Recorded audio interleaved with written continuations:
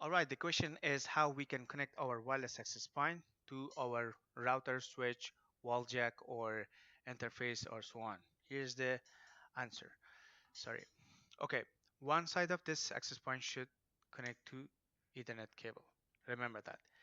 So we have learned how we can configure wireless access point, right? We have learned how to configure access point, how to configure SSID, and so on.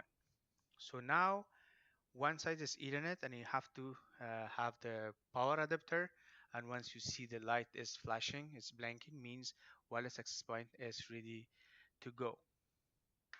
So I want to leave my access point in here, and another side of my access point, either I'm connected to the wall jack that I have in here, the connector, I'm able to access the internet, or the wireless router, any port of wireless router.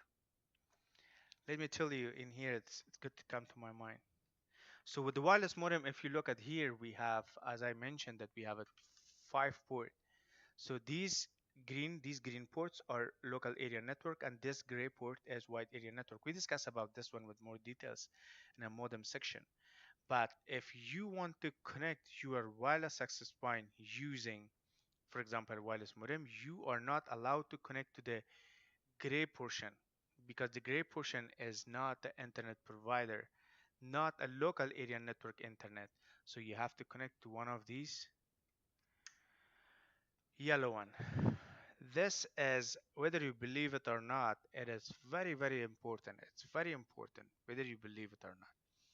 I'm sure if you ask one of your technical friend and ask them, hey, you know what, how I can connect my access point using wireless modem or router or switch and so on, believe me, especially in this scenario, this is very complicated. I've seen most of the people, they are still having an issue.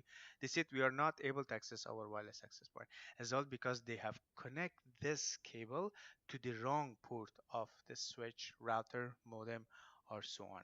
All right, this was a brief information about how you can connect your wireless access point to whether you're using switch, router, wall jack, faceplate, uh, anything. And I have discussed that it is only changing our wire connection to the wireless.